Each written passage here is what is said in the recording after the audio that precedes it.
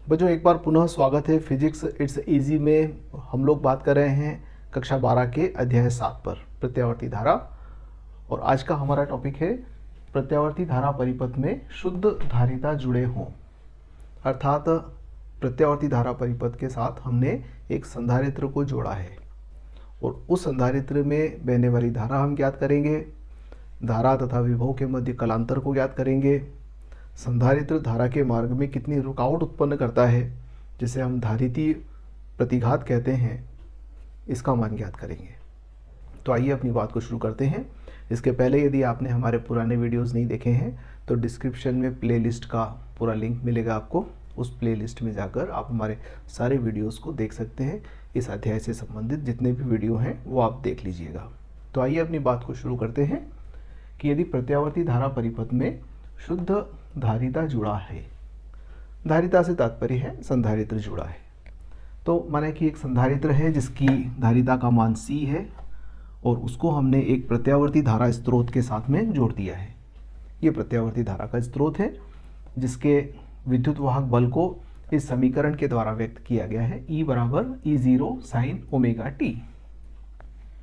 E0 शिखर मान है, omega कोणीय आवृत्ति है और t समय है और E जो है यह ताक्षणिक मान कहलाता है विद्युत वाहक बल का। तो आइए अब बात करते हैं कि जब प्रत्यावर्ती धारा स्रोत से हम इसे जोड़ेंगे तो चूंकि प्रत्यावर्ती धारा होने से यहाँ पर ध्रुवता लगातार बदलेगी। हमने देखा है कि धारा अर्धचक्र के लिए धनात्मक दिशा में प्रवाहित होती है और शेष अर्धचक्र के लिए ऋणात्मक दिशा में प्रवाहित होती है। अर्थात जो सिरा आधे समय के लिए उच्च विभव पर होता है वही सिरा आधे चक्र के लिए निम्न विभव पर होता है। तो जब ये उच्च विभव पर होगा तो इस प्लेट को धनावेशित करेगा और यहाँ पर ऋणावेश प्रेरित होगा, पर अगले ही क्षण यह निम्न विभव पर होगा तो ये इसको ऋणावेशित करेगा और यहाँ पर धनावेश प्रेरित होगा। अर्थात लगातार इसकी ध्रुवता बदलेगी, धन ऋण होगा, उच्च और निम्न होगा। तो उस कारण से इस संधारित्र के दोनों प्लेटों पर भी प्रेरित होने वाला आवेश या उत्पन्न होने वाला आवेश लगातार बदलता जाएगा। तो इस प्रकार से इसमें से होकर धारा का प्रवाह होगा। संधारित्र में इस परिपथ में संधारित्र से होकर एक धारा का प्रवाह होगा। हम उस धारा का मान ज्ञात करना चाहते हैं। तो माना कि किसी क्षण पर इस पर आवेश का मान है Q। ये क्षण विशेष की बात कर रहे हैं हम। तो इस पर आवेश का मान Q है और इसकी दोनों प्लेटों के मध्य विभवांतर है Vc। तो Vc बराबर लिखा जा सकता है Q अपॉन C, क्योंकि Q बराबर C इंटू V होता है। संधारित्र की दोनों प्लेटों के मध्य विभवांतर और धारिता का गुणनफल करेंगे तो वो Q आ जाएगा। यानी कि हमारा मूल जो सूत्र है वो क्या है, Q बराबर CV है। Vc हमने इसलिए लगाया क्योंकि केवल एक संधारित्र जुड़ा है, इसके अलावा कुछ भी नहीं है।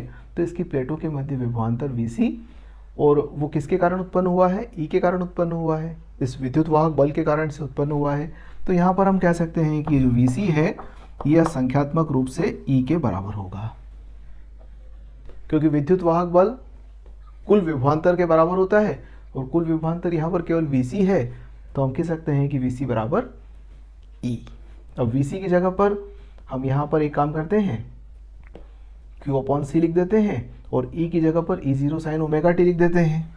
तो समीकरण आ जाएगी हमारी Q बराबर C E0 sine omega t। ये वाली समीकरण आ गई हमारी Q के लिए। हमने इनका उपयोग किया, E की जगह पर E0 साइन ओमेगा t लिख दिया, Vc की जगह पर Q अपॉन C लिखा और C को इधर ले लिया। तो एक समीकरण आ गई हमारे पास। अब एक काम करते हैं, हम इसका अवकलन कर देते हैं और अवकलन करेंगे समय के सापेक्ष, तो आ जाएगा dq अपॉन dt। तो dq अपॉन dt क्या हो जाएगा, omega C E0 cos omega t। इसका अवकलन करने पर हमें यह प्राप्त होगा। और dq अपॉन dt क्या होता है, आवेश प्रवाह की दर विद्युत धारा कहलाता है। तो इसे हम I से प्रकट कर सकते हैं।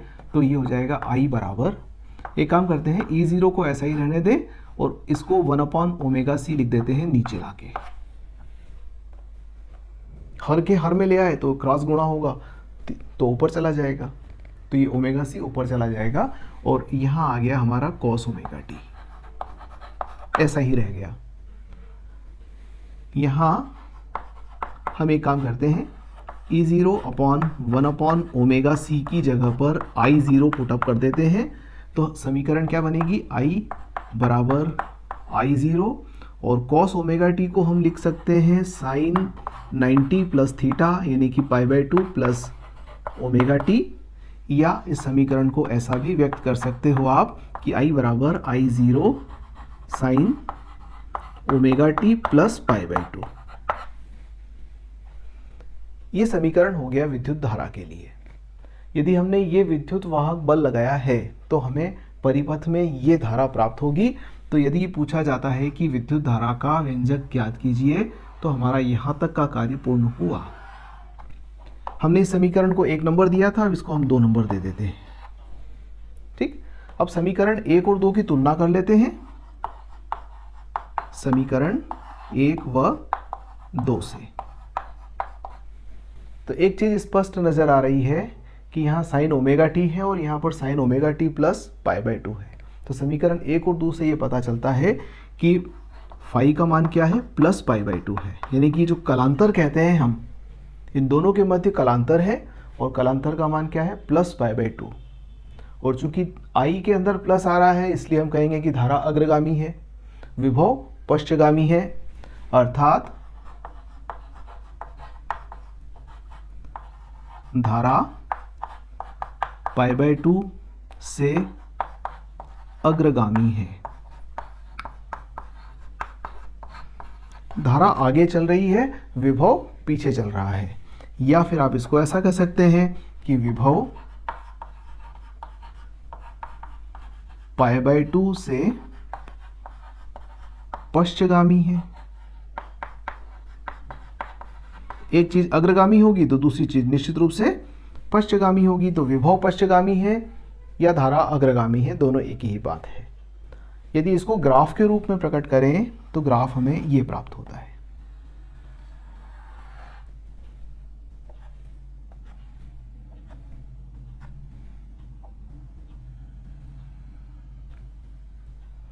ये विभव के लिए,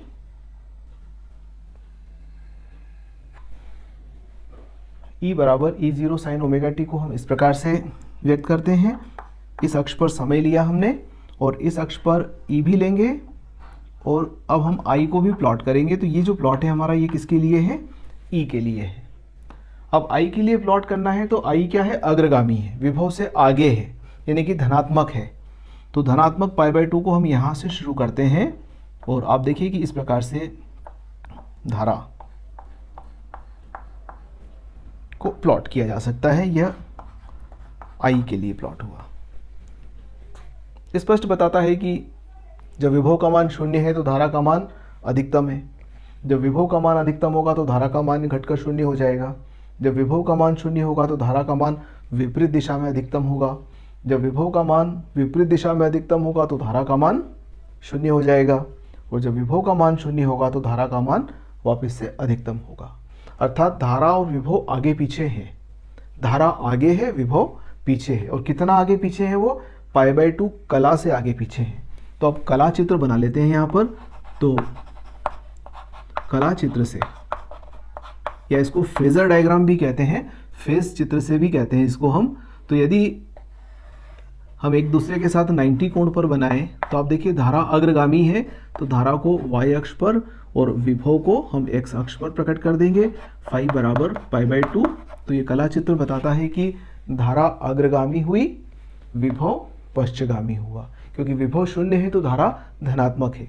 या फिर इसको इस रूप में भी प्रकट कर सकते हो आप कि यदि धारा को x अक्ष पर ले लिया तो विभव को हम ऋणात्मक y अक्ष पर ले लेंगे।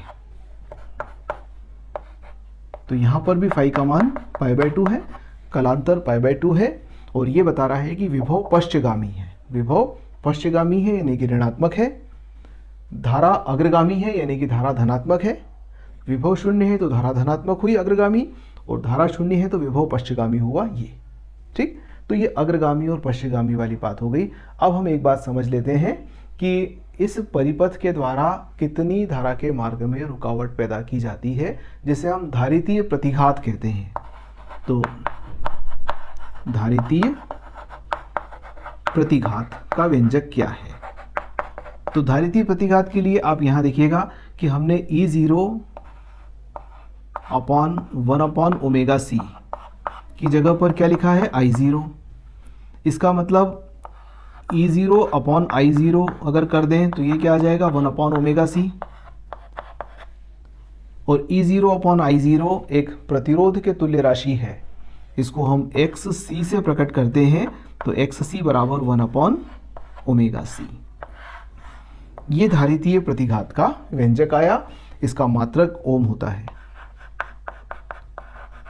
जो प्रतिरोध का मात्रक होता है वही मात्रक धारितीय प्रतिघात का भी होता है। तो धारितीय प्रतिघात जो है वो संधारित्र की धारिता पर निर्भर करता है, साथ में प्रत्यावर्ती धारा की कोणीय आवृत्ति पर भी निर्भर करता है। तो ये था हमारा प्रत्यावर्ती धारा परिपथ में शुद्ध धारिता जुड़ा हुआ है तो उसका व्यंजक। धन्यवाद।